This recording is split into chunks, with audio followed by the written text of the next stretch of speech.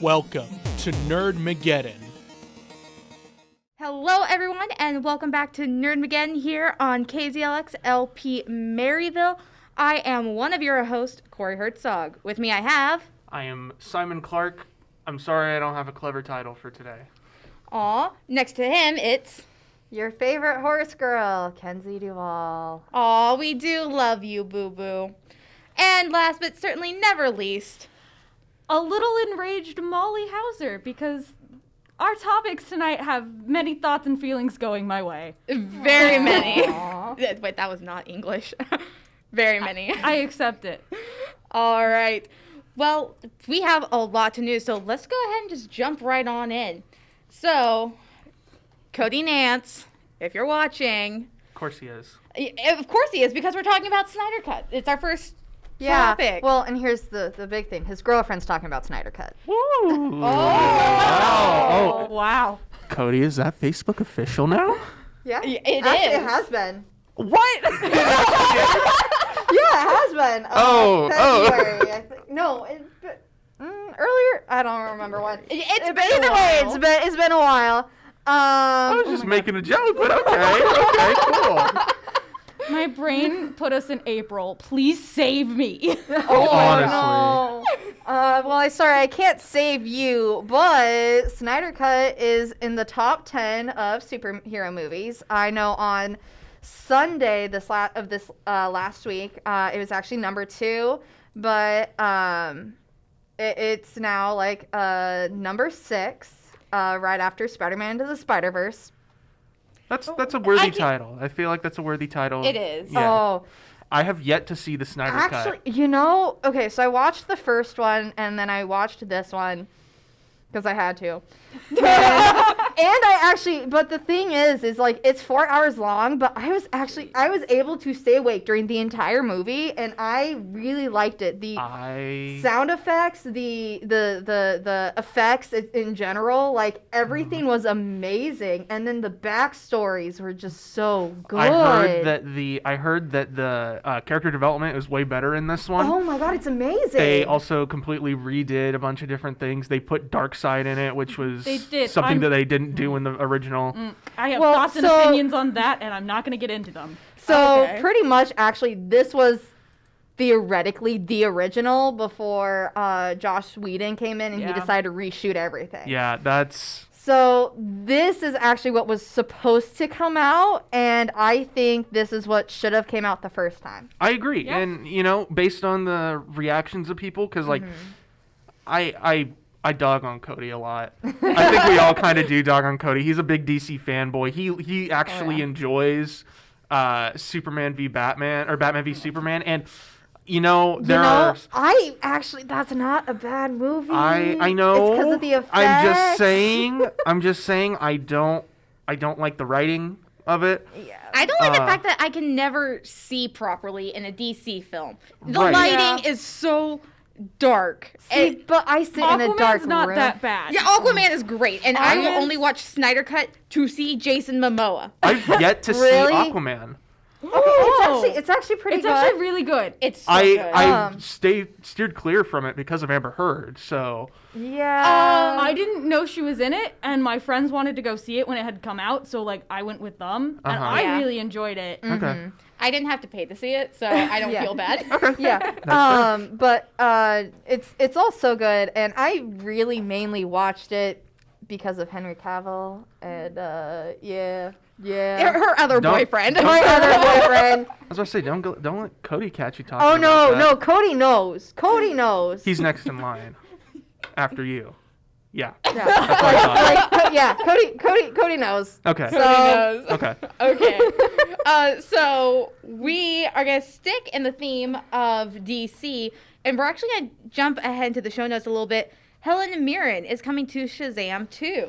I saw that. I love that DC keeps casting, like, old ladies as the villain. Because Julie Andrews is the villain in...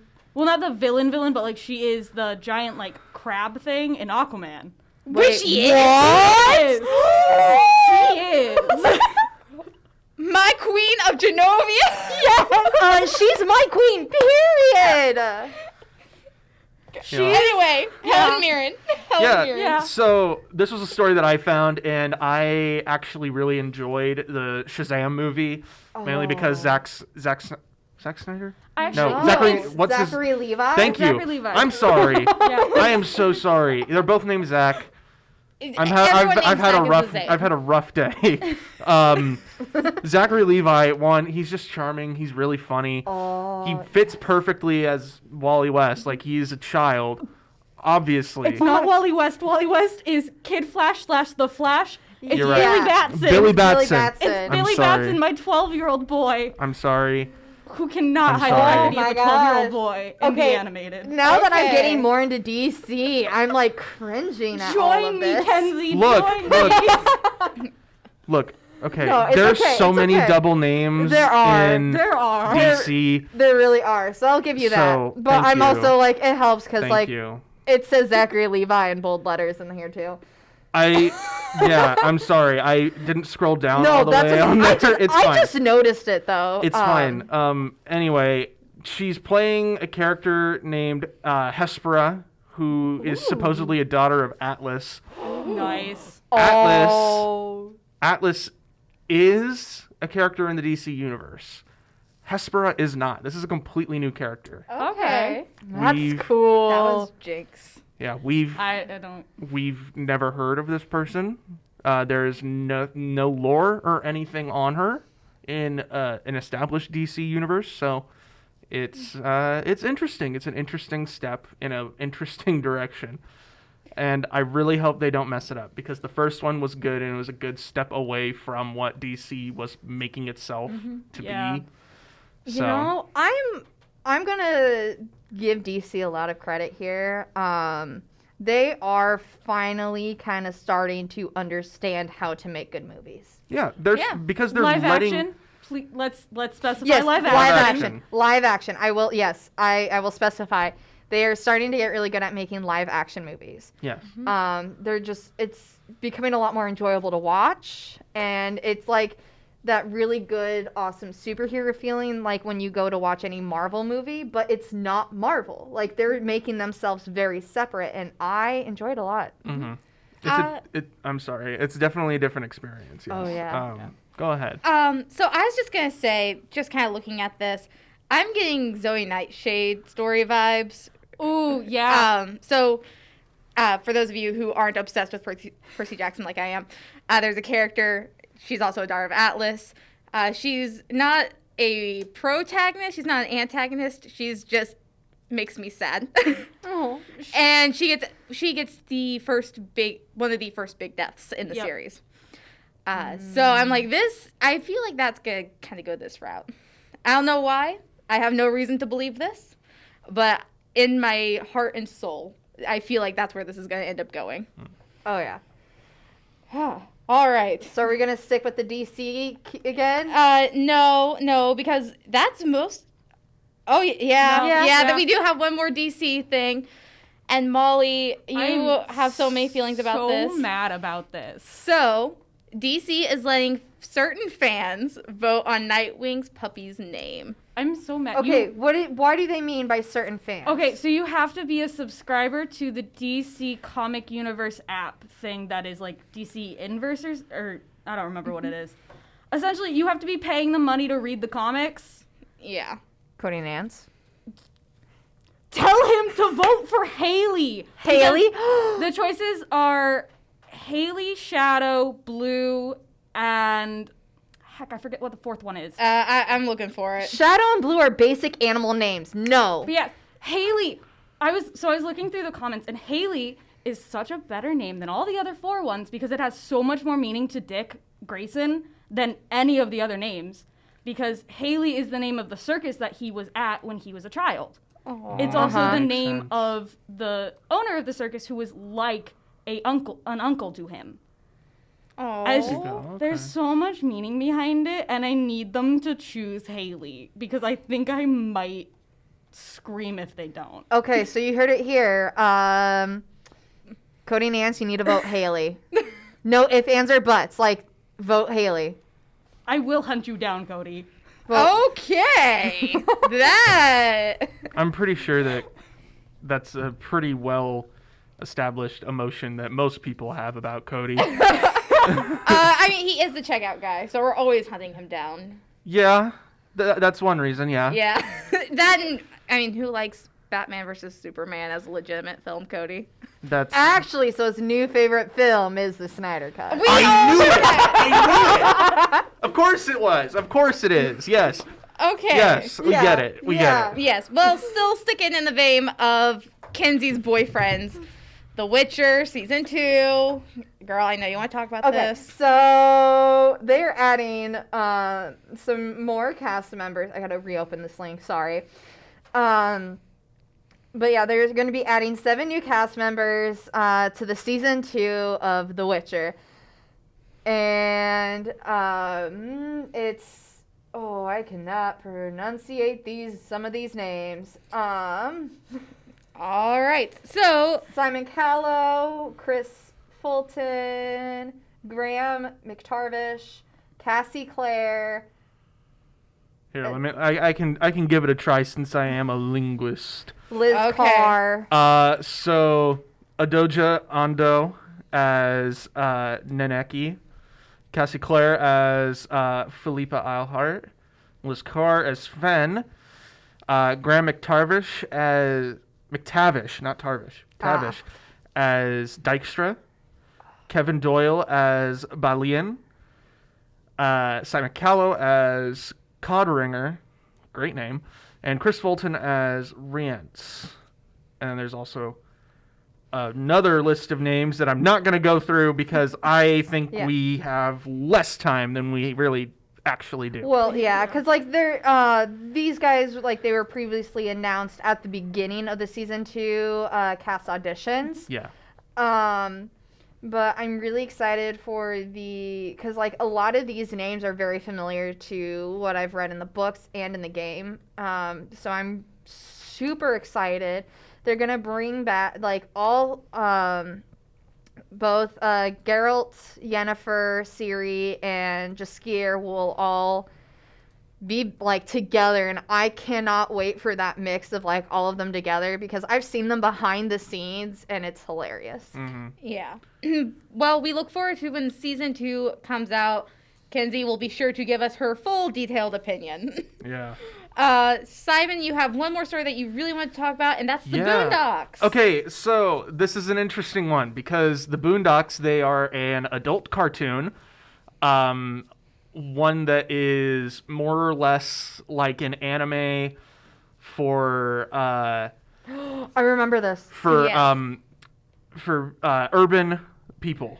For It's a people who live in the westernized anime, pretty much. Yeah, it's westernized anime. Yeah, and it's interesting because I didn't think that this would get renewed ever because of how crazy it is. Yeah, it's an odd show. I like it. It's very odd. It's very funny. And I'm excited for this because I remember when I was younger staying up to watch Adult Swim to see this show because I loved it. I loved Huey in this. Like, Huey's probably my favorite character because he's kind of the one who gave me like my mantras and stuff because he's so serious. And overall, the show is just great. It's that anime art style that I love. It's also in Megalobox. It's in a bunch of other good anime, like 90s anime-esque Yeah, I was thinking styles. like it's very 90s. It's just one of those things in one of those shows that I am so excited and so surprised is coming back. I'm not too surprised. I think considering things that are going on in the world, it was only a matter of time for it to come back. I feel like it, yeah, and I feel like it's something we do need now. Yes. Sticking in the theme of revivals, Molly, Powerpuff Girls CW series, finally has its trio. Yep. We talked a little bit about this a couple weeks ago. Yep. So talk to us about this. Okay, so I'm actually not mad at the cast because I feel like it does fit with the Powerpuff Girls. What? So they've got Chloe Bennett, who was I first saw her on Agents of S.H.I.E.L.D. as Sky, Daisy, Quake. She's playing Blossom. Okay. I like They've that got a lot. Dove Cameron from Disney Channel acclaim for Blossom. You mean Bubbles? Or Bubbles, Bubbles. yes. Okay, B names. Gotta suck at them. And then, Yana Peralt, I want to say, for Buttercup. I've actually never heard of Yana, so I don't know what she's been in entirely besides some musicals, it looks like. Okay. Yeah, she was in Jagged Little Pill, which is the Alanis Morissette musical. Oh, yeah. Oh, she was also in Hamilton. Oh, fun. Yeah. So, okay. So there's potential here. Yes. CW, do not CW this. Yeah. They're Dude. going to CW it, I They're swear. going to. They're going to. We all know they will. Just don't take it the route of Riverdale. Yeah. No, because I'm watching you.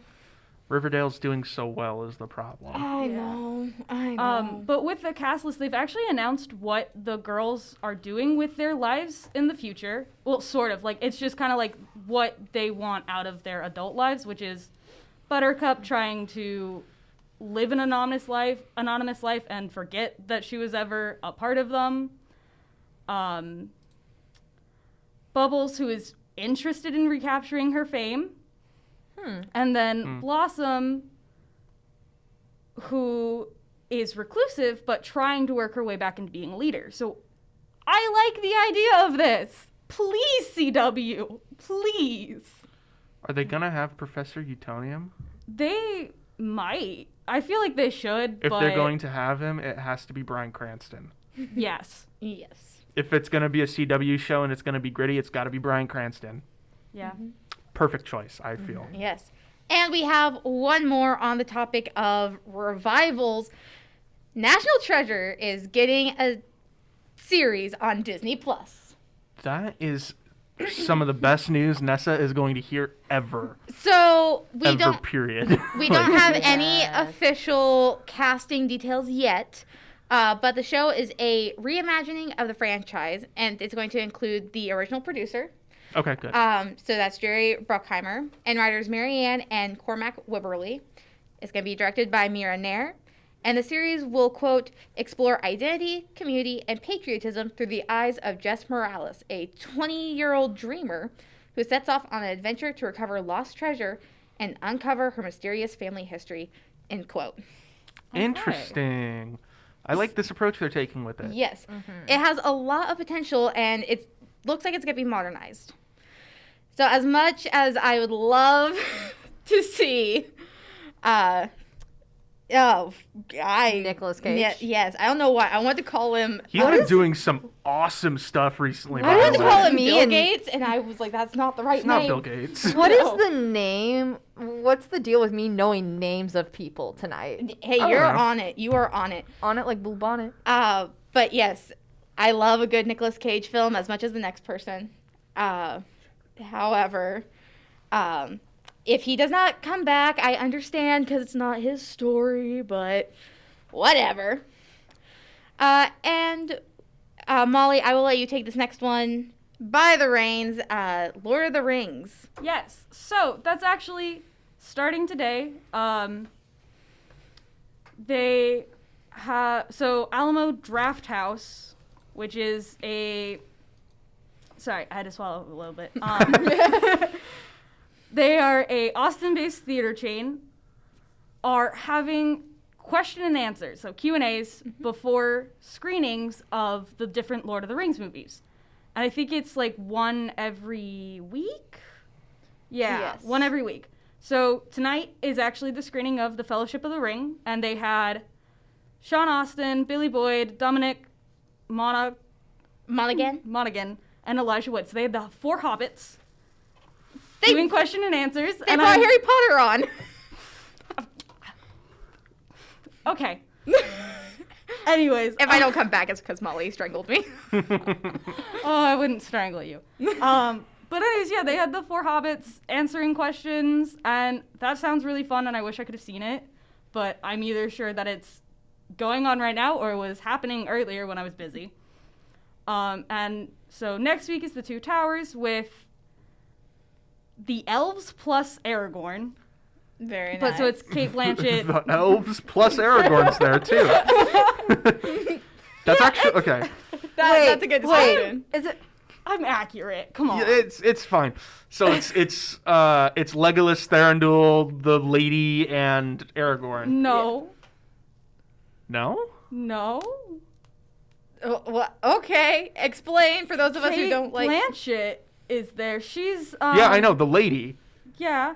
And then Liv Tyler, who is Arwen. Oh, they're not putting Thranduil in there? No. Oh, they I think should they're have. only doing people from the original movies, not The Hobbit. Thranduil.